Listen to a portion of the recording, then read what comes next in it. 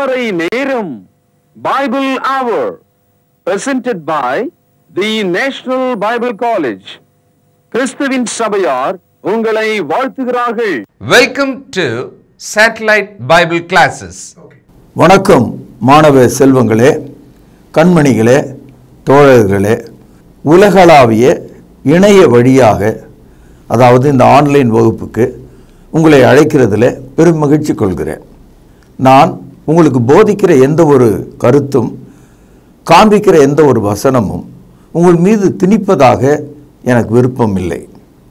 மாறாக நீங்களாகவே பாலை எடுத்து குடிப்பது போல, நீரை எடுத்து பருகுவதைப் போல, அறுசுவை உணவை எடுத்து தின்பதைப் போல தேவ வசனங்களை நீங்கள் அனுபவிக்கத்தக்கதாக, நீங்களாக அதை உணரும்படியாக நான் விருப்பமுள்ளவனாக இருக்கிறேன்.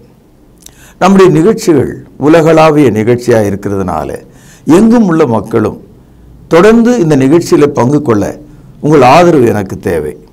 நீங்களும் தொடர்ந்து இந்திய நேரப்படி உங்கள் உள்ளூர் நேரங்களை சரிபார்த்து வைத்துக்கொண்டு இந்த நற்செய்திகளை எல்லாம் பதிவு செய்து அதை குறித்து சிந்தித்து காலப்போக்கிலே ஒரு நாளில் நடக்கும் பரீட்சை முதலானவைகளுக்கு நீங்கள் ஆயத்தமாக வேண்டும் என்று அன்போடு நான் உங்களை கேட்டுக்கொள்கிறேன். இந்த நாட்களில் பேரபிள் என்ற தலைப்பில் இந்த நிகழ்ச்சி உங்களுக்கு வழங்குவதில் மகிழ்ச்சி அடைகிறேன். போன வகுப்பில் உங்களுக்கு சொன்னேன், பேரபோல் என்பது கிரேக்க வார்த்தை, பேரபிள் என்பது ஆங்கில வார்த்தை, ஓமை என்பது தமிழ் வார்த்தை.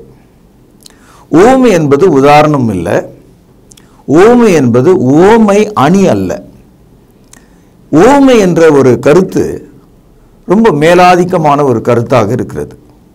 அதற்கு என்ன காரணம்னா, பைபிளில் பேசப்படுகிற எந்த ஒரு ஓமையும் சத்தியத்தின் பேரில் சொல்லப்படுகிறதாக இருக்கிறது.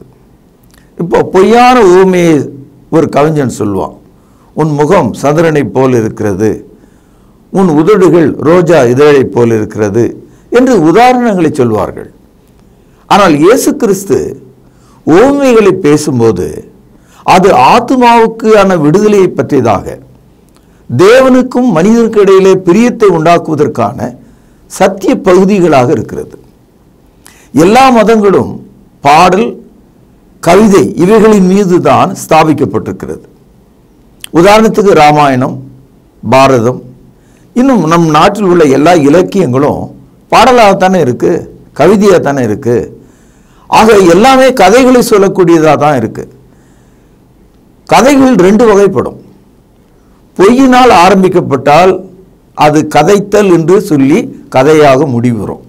அதனால தான் இலங்கை தமிழர்கள் கதைத்தல் என்றால் பேசுதல் என்று பொருள் கொண்டிருக்கிறார்கள். கதைகள் பொய்யை நம்பி இருக்கிறது. அதனால தான் இயேசு கிறிஸ்து நமக்கு கதை சொல்ல வராமல் ஊமை சொல்ல வருகிறார். எல்லா ஊமைகளும் ஒரு இலக்கணத்தின் கீழ் இருக்கிறது. Heavenly truth explained on the earthly stories. பரலோகத்துக்குரிய சத்தியங்கள் பூலோகத்துக்குரிய சிறு கதைகளாலே அல்லது செய்திகளாக இயேசு பேசுகிறார். லூக்கா எழுதிய சுவிசேஷம் 24 அதிகாரங்கள். லூக்கா ஒரு கிரேக்கர், அவர் ஒரு மருத்துவர். அவர் அழகாக இயேசுவின் வார்த்தைகளை நமக்கு படம் பிடித்து காண்பிக்கிறார். இந்த 24 அதிகாரத்தில் 28 ஓமைகளை இயேசு பேசினதாக குறிப்பிடுகிறார். உங்களுக்கு ரொம்ப ஆச்சரியமா இருக்கும். Heavenly truth explained on the earthly stories. ஆக புதிய ஏற்பாட்டில் நம்ம படிக்கிற எந்த ஒரு ஓமையையும் படிக்கும்போது அதில் ஒரு கவிதை திறன், மொழித்திறன் இதை நீங்கள் கவனிக்காமல் பரலோகத்தில் உள்ள தேவனுடைய சித்தம் என்ன, அவர் சொல்லக்கூடிய சத்தியம் என்ன, இதன் மீது உங்கள் ஆன்மா சாய வேண்டும். லூக்கா பதிவு செய்த முதல் ஓமை, இயேசு கிறிஸ்து சொன்ன ஒரு ஓமை, லூக்கா 5வது அதிகாரம் 36வது வசனத்திலே அந்த பதிவை நீங்கள் பார்க்கலாம். அவர்களுக்கு ஒரு ஓமையும் சொன்னார். இந்த வரியில கேட்டுக்கொண்டிருந்தவர்கள் அவர்களுக்கு ஒரு ஓமை, நிறைய விஷயங்களை அவர் சொல்ல. ஓமை என்பது மறுபடியும் பரலோகத்துக்குரிய சத்தியம், பூலோகத்துக்குரிய சிறிய செய்திகளாக, கதைகளாக சொல்லப்படுவது. கவனிங்கள், ஒருவனும் புதிய வஸ்திர துண்டை பழைய வஸ்திரத்தின் மேல் போட்டு இணைக்க மாட்டான். இணைத்தால் புதியது பழையதை கிழிக்கும். புதிய வஸ்திரத்துண்டு பழைய வஸ்திரத்துக்கு ஒவ்வாது. இது உங்களுக்கு விளங்கி இருக்கும்னு நான் நினைக்கிறேன். இதில் ஒரு லாஜிக் இருக்கிறத நீங்கள் பார்க்கலாம். அது என்னன்னா, பழையது புதியது. பழைய துணி நைந்து இருக்கும், புதிய துணி வலுவாக இருக்கும். எந்த ஒரு முட்டாளும் நைந்து போன பழைய துணியோடு புதிய துண்டை சேர்த்து தைக்க மாட்டான், இணைக்க மாட்டான். அது உங்களுக்கும் தெரியும், எனக்கும் தெரியும். இயேசு கிறிஸ்து எவ்வளவு அழகாக, நீ ஒரு பழைய மனிதனாக தேவனிடத்தில் வர முடியாது, நீ ஒரு பாவியாக தேவனிடத்தில் வர முடியாது, நீ பூமிக்குரியவனாக தேவனுக்கு பிரியமா இருக்க முடியாது. ஆக நீ ஒரு புதிய மனுஷனாக மாறணும், நீ பாவத்திலிருந்து மனம் திரும்பணும், நீ நீதியை நேசிக்கிற மனிதனாக மாறணும். இதை தான் அவர் அங்கே சொல்ல வர்றார். இதுதான் அங்கே இருக்கிற சத்தியம். இங்கே துணியின் வழியாக பழைய மனிதனையும் புதிய மனிதனையும் அவர் காண்பிக்கிறார். 2 கொரிந்தியர் 5வது அதிகாரம் 17வது வசனத்தில் படிக்கிறோம், ஒருவன் கிறிஸ்துவுக்குள் இருந்தால் அவன் புதிய சிருஷ்டியா இருக்கிறான், அல்லது புதிய துண்டாக இருக்கிறான், துணியாக இருக்கிறான். பழையவைகள் எல்லாம் ஒழிந்து போயிற்று, பழைய துணி நைந்து போனது போய்விட்டது, எல்லாம் மறைந்து விட்டது. ஆக கிறிஸ்துவுக்குள் வந்து விடும்போது நைந்த துணி, பழைய துணி, கந்தை துணி உருமாறி நல்ல துணி, நீதி துணி, பரிசுத்த துணியாக மாறுவது போல உன் வாழ்க்கை மாறிவிடும் என்ற இந்த ரகசியத்தை தான் இங்கே சொல்லுகிறார். சகோதரர்களே, அறிவு சார்ந்த மனிதர்கள் கடந்த நூற்றாண்டிலே டார்வின் தியரி உங்களுக்கு தெரியும், மனிதன் குரங்கிலிருந்து வந்தான் என்று சொன்னால் நம்ம எல்லாரும் விஞ்ஞானமாக, சயின்ஸாக அதை படிக்கிறோம். உண்மையிலேயே நாம் குரங்கிலிருந்து வந்தவர்கள் என்று இந்த நாட்டில் உள்ள குருமார்களும் தலைவர்களும் அறிவாளிகளும் பேசுகிறாங்க. எனக்கு தெரிந்து மனிதனுடைய கையில் குறைஞ்சது 2000 வருஷம் வரலாறு இருக்குது. இந்த 2000 வருஷத்தில் ஒரு கோழி 22 நாளைக்கு ஒரு முறை முட்டை போட ஆரம்பிக்குது. ஆனால் எந்த ஒரு குரங்கும் இந்த 2000 வருஷத்தில் ஒரு துண்டை எடுத்து கோமணம் கட்டியிருந்த பார்த்தீங்களா? சிகரெட் பிடிக்கிறதாக காட்டுறாங்க, குல்லா போட்டுங்கிறதா காட்டுறாங்க, சைக்கிள் ஓடுறதா காட்டுறாங்க, பின்னால் அப்படியே தம்பி தம்பி வர மாதிரிலாம் காட்டுறாங்க. ஆனால் எந்த ஒரு குரங்கும் தானாக போய் ஒரு இலையை பறித்து தன் அந்தரங்கத்தை மறைத்து கொள்ள முயற்சி செய்ததா? மனிதர்கள் கண் முன்னால் குரங்குகளுடைய சேட்டையை நம்ம பார்க்கிறோம். அதனால தான் குரங்கு சேட்டைன்னு சொல்கிறோம். காரணம், மனிதன் செய்யக்கூடாத காரியங்கள்லாம் மனுஷனுடைய கண்ணுக்கு முன்னால் அது அசிங்கமாக செய்யும் இல்லையா? ஆக மனிதனிலிருந்து குரங்கு, குரங்கிலிருந்து மனிதன் வரவில்லை. ஆதி மனிதன் யாருமே இல்லாத நேரத்தில் அங்கே ஆதாம் ஏவாள் மட்டும் பாவம் செய்த பொழுது நம்ம பைபிளை படிக்கிறோம். ஆதியாகமம் 3வது அதிகாரம் 7வது வசனத்தில் அவர்கள் நிர்வாணிகள் என்று அறிந்த போது, when they were considered they are naked, they wanted to cover themselves, அவர்கள் தங்களை மறைத்து கொள்ள அத்தி இலைகளை பறித்து தைத்து அதை உடுத்தி கொண்டார்கள் என்ற ஒரு தகவலை நாம் படிக்கிறோம். அதே 3வது அதிகாரம் 21வது வசனத்தில் அத்தி இலைகள் உனக்கு சரியில்லை, உன்னோடு இருக்கும்படி நீண்ட காலத்துக்கான ஒரு உடையை, தோல் உடையாக தேவன் மனிதனுக்கு கொடுத்தார் என்று பார்க்கிறோம். இன்னைக்கும் மனிதர்கள் தோளால் ஆன கால் செருப்புகளை, ஷூக்களை தான் இன்னைக்கும் பயன்படுத்துகிறான். இன்னைக்கும் பாதுகாப்பு உடைகளாக, அதாவது நீங்கள் பார்த்துருப்பீங்க, மேலே ஜெர்கின் ஒன்று போடுறாங்க, அது அத்தனையும் தோலாடையாக தான் இருக்கு.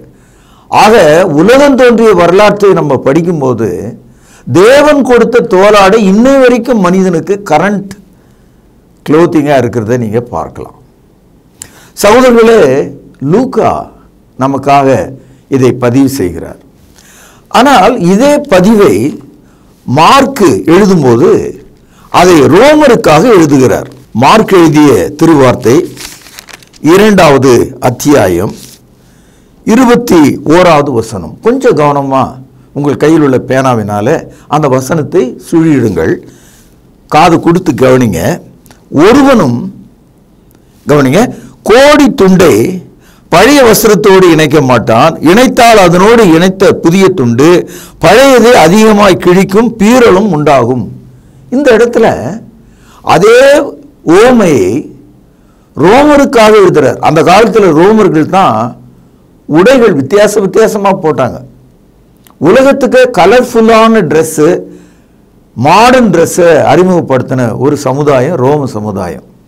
இன்னைக்கு நீங்கள் வரலாற்றை தேடி போனீங்கன்னா ரோம போர் வீரர்கள் எத்தனை வண்ணங்களில் அவர்கள் உடைகளை அணிந்திருக்கிறாங்க என்பதை நீங்கள் பார்க்கலாம். அவங்க தான் ஃபஸ்ட்டு ரெடிமேடை உருவாக்குனவங்களே. இந்த இடத்துல ஒரு புதிய வார்த்தையை மார்க் பயன்படுத்துகிறார். கோடி துண்டு. பழைய துணின்னு லூக்கா எழுதிட்டார். நமக்கு பழைய துணினா என்னன்னு தெரியும், பீஸ் ஆஃப் கிளாத், ஓல்டு. ஆனால் இங்கே கோடி துண்டுன்னு எழுதுறாரு. இதுக்கு என்ன அர்த்தம்? நம்முடைய நாட்டில், ரோம நாட்டில், யூதர்கள் மத்தியில் ஒரு பழைய கால ஒரு பழக்கம் ஒன்று உண்டு. அதை நான் உங்களுக்கு சொன்னால் நச்சுன்னு உங்களுக்கு இப்போ புரியும். நம்ம ஊரில் சாவுக்கு நீங்கள் போனீங்கன்னா கணவனை இழந்த அந்த இளம் விதவை தன்னுடைய 2-3 குழந்தைகளை கட்டி அடைத்து கொண்டு தலையை விரித்து கொண்டு தரையில் விழுந்து மண்ணிலே புரண்டு அழுவதையும், உலகமே இடிந்து அவள் மேல் விழுந்தது போல, எல்லாமே இருளாய் போனது போல, வாழ்வே இல்லை என்பதைப் போல அவள் அழுது கொண்டிருக்கும் போது தொலைவிலே தூரத்தில் இருந்து அண்ணனோ முறை மாமனோ துணிமணிகளோடு வருவார்கள். சாவு வீட்டுக்கு ஏன் துணி எடுத்துட்டு வராங்க? அதுவும் தங்கைக்கு கொடுக்குறாங்க. ஏன் கொடுக்குறாங்க?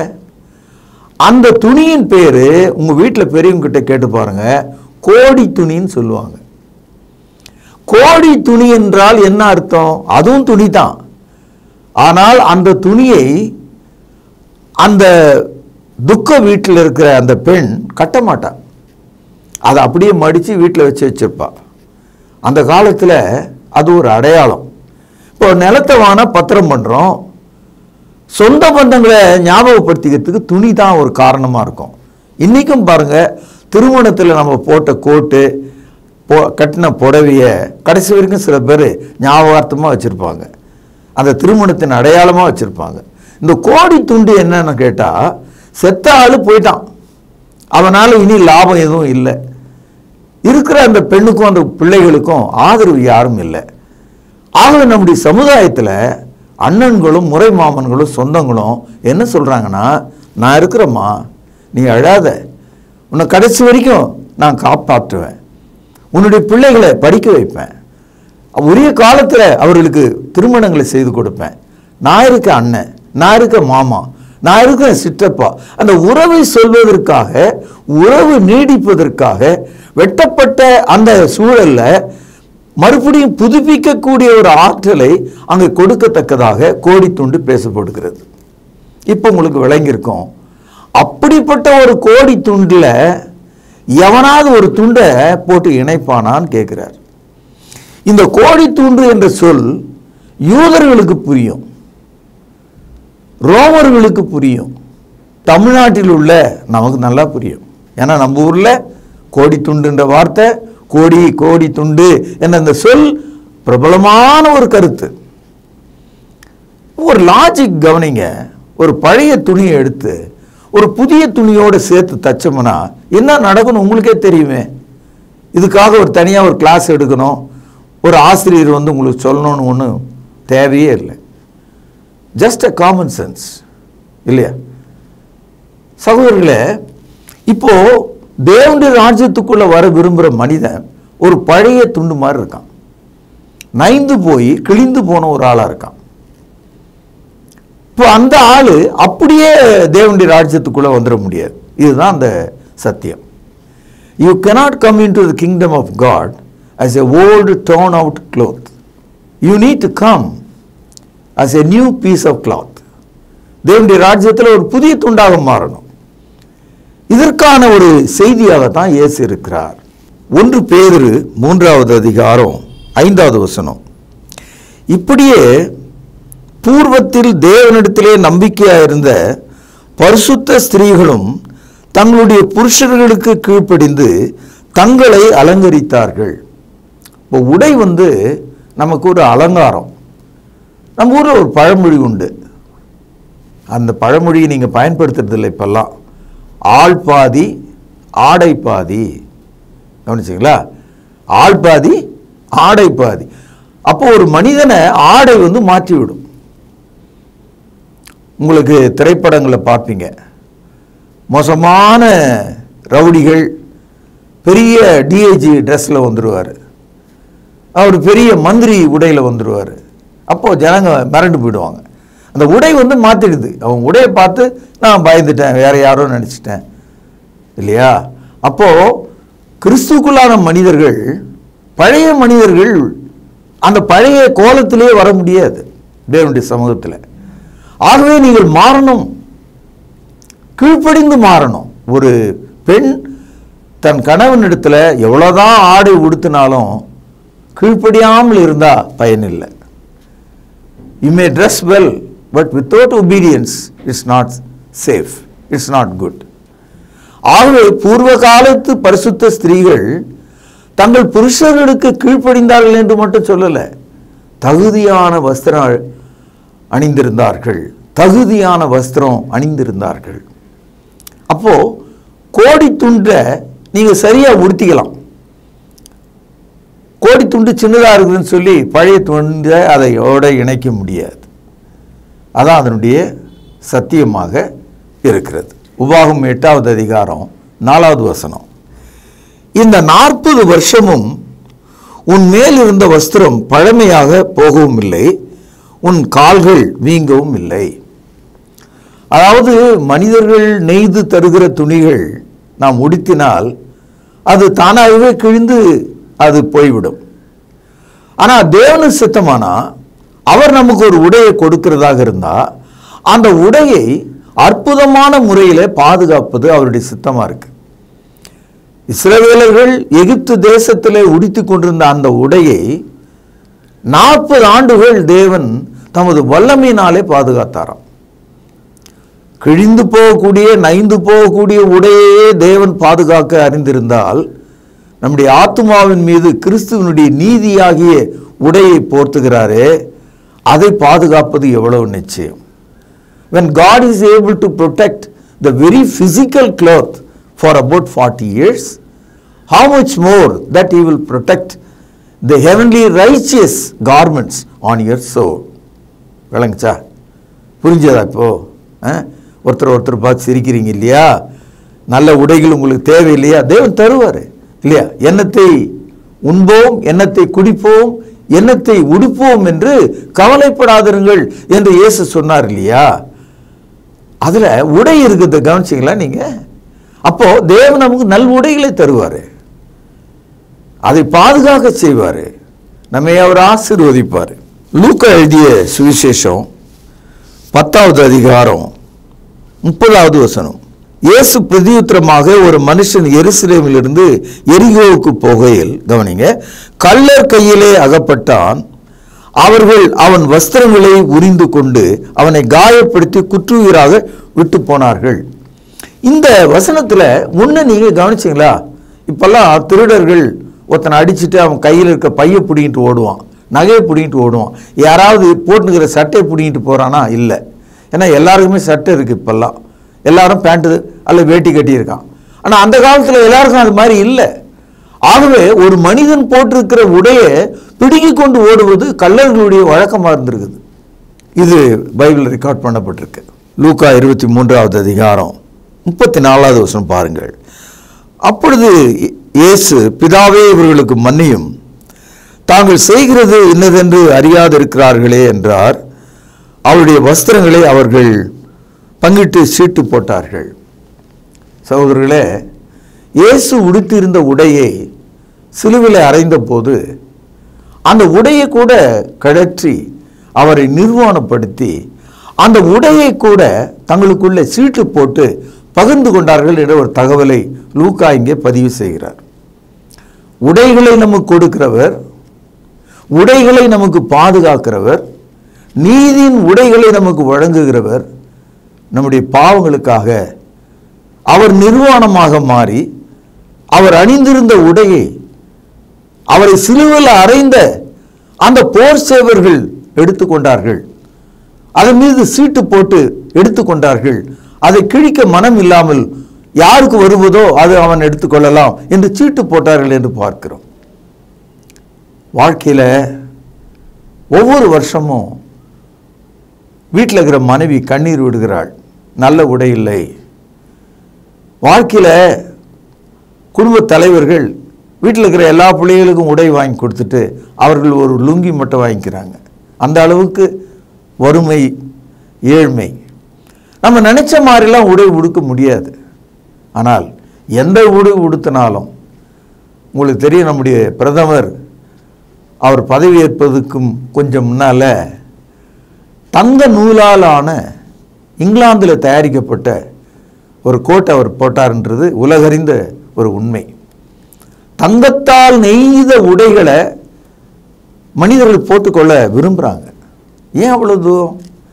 நம்ம வீட்டில் கல்யாணத்துக்கு எடுத்த எல்லா பட்டு புடைகளும் வெள்ளியால் ஆனது தானே, வெள்ளி சரிகை தானே. 50 வருஷத்துக்கு முன்னால் தங்க இழைகளாலான சரிகைகளை உண்ட கல்யாண புடவைகள் இருந்தது. அதனால்தான் பழைய புடவைகள் எவ்வளோ பழையதாக இருந்தாலும் அந்த பார்டர்லாம் வெள்ளி தங்கத்தால் ஆனதுனால அது விலை கொடுத்து வாங்குறாங்க. இப்படியெல்லாம் மனித உடுத்துறான். ஆனால் வெள்ளியால் உடுத்தினாலும் தங்கத்தால் உடுத்தினாலும் அவை நைந்து கிழிந்து நம்மை விட்டு போய்விடும்.